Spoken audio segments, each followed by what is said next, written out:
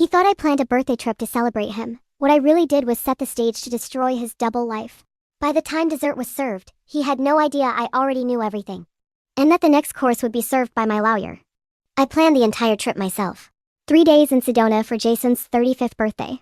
Gorgeous Airbnb with panoramic views of the Red Rocks, private hot tub, and a personal chef experience for the night of his actual birthday. He always said he wanted something low-key but special, so I made it both. Low-key in that it was just us two, no big party. Special in that it was everything he claimed to love. It was supposed to be a surprise. I told him we were just doing a dinner in the city, maybe brunch the next day with a couple friends. Meanwhile, I had packed his bags, cleared the time off with his boss, who was surprisingly sweet about it, and organized the whole itinerary into a little travel folder tied with a navy blue ribbon. I was proud of myself, giddy, like the old days, when I'd write little notes and leave them in his coat pocket before his flights. We'd been married 5 years. Not perfect years, not always easy, but I believed we were solid. We'd gone through some shit, layoffs, his dad's cancer, my miscarriages, and I thought all that pain had only made us stronger. I thought it meant something, the way we always found our way back to each other. Until Sedona. Until I saw what I wasn't meant to see. We arrived on a Thursday afternoon. Jason was genuinely shocked. He smiled so wide it made me emotional. He pulled me into one of those tight spinning hugs like he used to give me back in year 1. I remember thinking, this is why I fight for us. This is why I plan things, care so much. Because we have moments like this. The Airbnb was perfect, rustic modern. Clean lines and earth tones. Big windows looking out over the canyon. There was even a trailhead 10 minutes away, which Jason immediately flagged for a morning hike.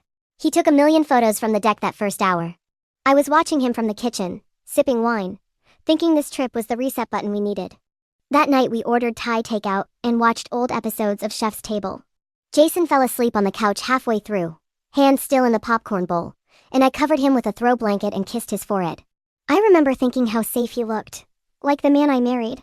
The next morning changed everything. He got up early to go on that hike, said he needed some solo time to clear his head. I didn't think anything of it. Jason's always been that kind of guy. Disappears into nature when he's overwhelmed. I stayed behind, made coffee, answered a couple work emails, then decided to take a long bath before the chef arrived for the birthday dinner prep. I couldn't find my book, so I went looking through our bags. His duffel was unzipped, and I spotted his iPad. I opened it, thinking I'd just stream something to have in the background while I soaked. That's when I saw the message preview on the screen. From someone saved as Ava, work. The message said, I can't wait to celebrate with you tonight. You better have a reason to sneak away. My heart actually stopped. I stared at the notification, not breathing. It vanished in seconds, but it was too late. I unlocked the iPad. I don't even remember entering the code. It was muscle memory, a habit I wish I didn't have. The iMessage thread with Ava was active. Recent messages, dozens of them. And this wasn't some harmless flirtation.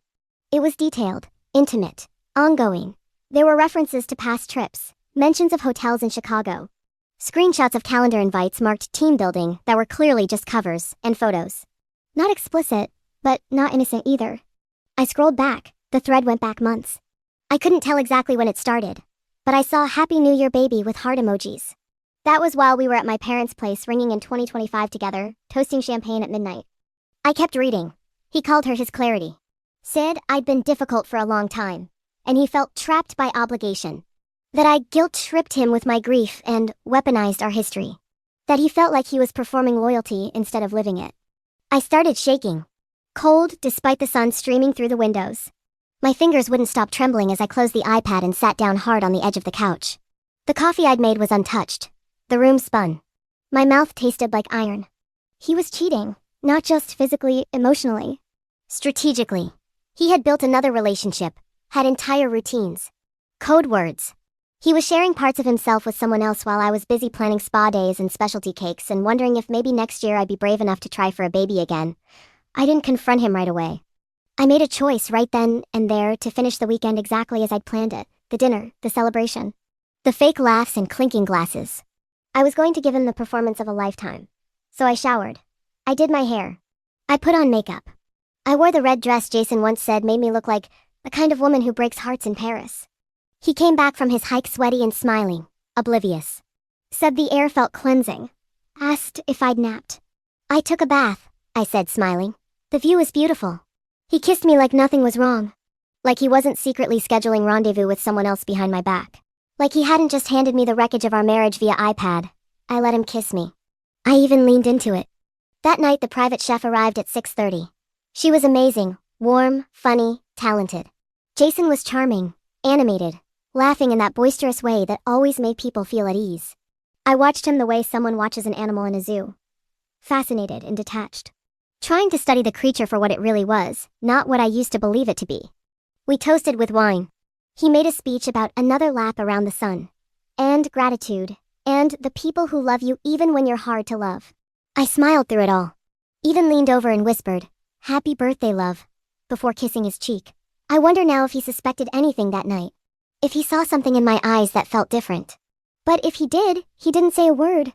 Later, he fell asleep early, too much wine, and I went into the bathroom, locked the door, and let myself cry. Quiet, ugly tears. I pressed a hand over my mouth to muffle the sobs. The chef had left hours ago. The house was silent, and I cried harder than I had in years. But the next morning, I got up. I made breakfast. I packed. I smiled. On the flight home, he held my hand. He told me that weekend meant a lot to him. That I always know how to make him feel seen. What an ironic thing to say. Back home, everything changed. I didn't confront him right away. I needed time. I needed information. I needed a plan, so I started tracking things. I went into full reconnaissance mode. His iPad had everything.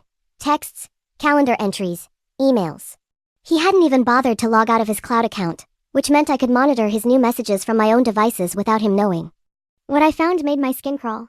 Ava wasn't the only one. There had been at least one other, a woman named Marisol, who he met at a tech conference last fall. There were photos. Venmo charges, Uber receipts. One hotel reservation under the alias Jay Keller, a name he once joked about using if he ever wrote a spy novel. But Ava was the main one. The current one. The one he called the future. He had written her a message that read, "Just a few more months. I'm lining things up. You're my next chapter." My stomach turned. The man I had loved, supported, cried over and with, was plotting his exit like I was a job he'd outgrown. So I made a list. To do before detonation day. Secure all financial documents. Lock down my personal accounts. Monitor Jason's cash flow. Print and store every incriminating message. Tell no one. Not yet. Smile, cook dinner, laugh when appropriate. Let him feel safe. I even initiated sex. I know how messed up that sounds, but I needed him comfortable. I needed access. I needed his guard down.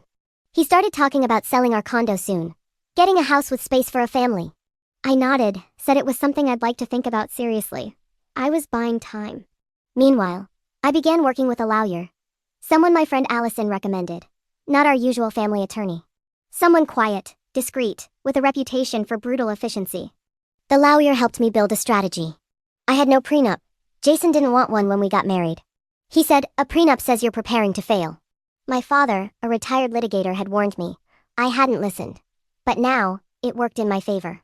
Because Jason was about to fail spectacularly. Then came the tipping point. One night, Jason was asleep, or pretending to be, and I checked his iPad one more time.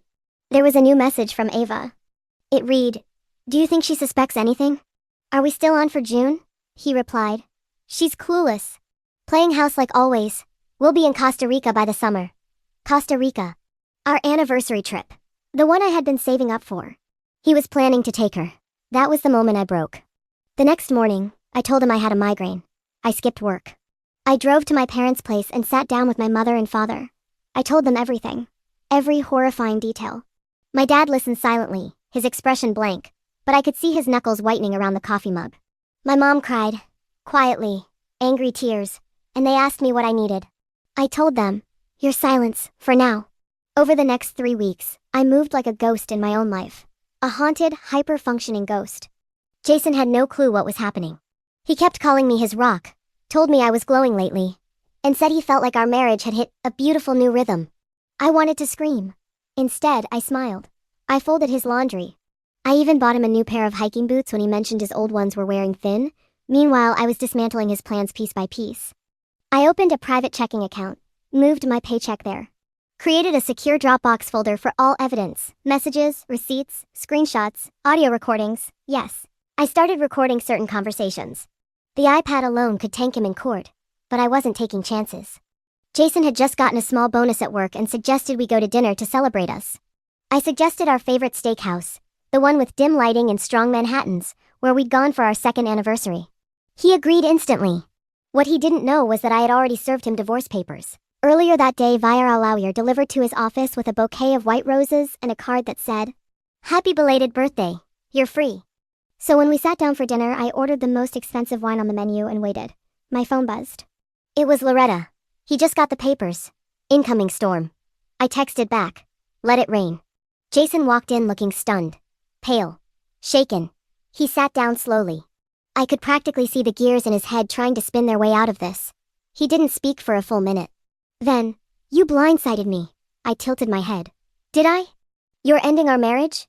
he asked, voice rising. "Just like that?" I leaned forward. "Not just like that. This decision took months of evidence collection. Don't flatter yourself. I did the work." He opened his mouth, then closed it. I continued. "You don't get to play shocked, Jason. I saw the messages. I know about Ava. I know about Marisol. I know about the flights, the hotels, the lies, the plans. I read the one where you said I was clueless playing house like always." His mouth actually dropped open. "You brought me to Sedona to celebrate your birthday while secretly planning to take her to Costa Rica for our anniversary. You told her I was a placeholder." He started. "No," I interrupted. "I listened to your excuses in my head 100 times. I don't need the live version." Silence. Long, heavy. "I never meant to hurt you," he said eventually. I laughed, actually laughed for the first time in weeks. "You didn't mean to hurt me, but you meant to replace me." "That's better." He ran a hand over his face. I was confused. Ava was just different. I got caught up in the fantasy. "Interesting," I said. "Because I got caught up in your fantasy too. You know, the one where you're a loyal husband and not a strategic con artist." He started tearing up. Of course he did. "I loved you," he whispered. "I still do." "Then maybe," I said, calm and clear. "You shouldn't have written that you were counting down the months until escape." I pulled a folded piece of paper from my bag. It was a printed screenshot of that very message. He didn't even look at it. I stood up. "This is the last dinner we'll ever have. I hope the wine was worth it." And I left. The fallout was swift. Jason tried every manipulation tactic in the book. He emailed my family to explain the misunderstanding. He begged our mutual friends to intervene. He sent me an old voice memo from our first Christmas together. He even sent Ava to my work to apologize on his behalf, a move so absurd I laughed in her face. My lawyer was a shark in pearls. The financial disentanglement was clean and aggressive. Jason tried to argue for spousal support, claiming I disrupted his mental health stability. We played the recordings of him planning to leave me once Ava had a better job offer in LA. Case dismissed. It's been 6 months. I moved into a sun-filled apartment in the city. I started painting again, something I'd abandoned during year 2 of our marriage. I go to therapy once a week. I travel when I want to. I no longer spend Friday nights wondering why my husband doesn't text back until midnight. Jason? Last I heard, Ava dumped him 2 months after the divorce was finalized. Turns out, she found out about Marisol. She emailed me. I didn't respond. I sometimes wonder if he ever scrolls through those old messages, trying to find the moment where it all slipped. He never really had me, just a version of me that was willing to sacrifice everything to stay loved. That woman is gone. I'm not the wife in waiting anymore. I'm not the placeholder. I'm the person who left.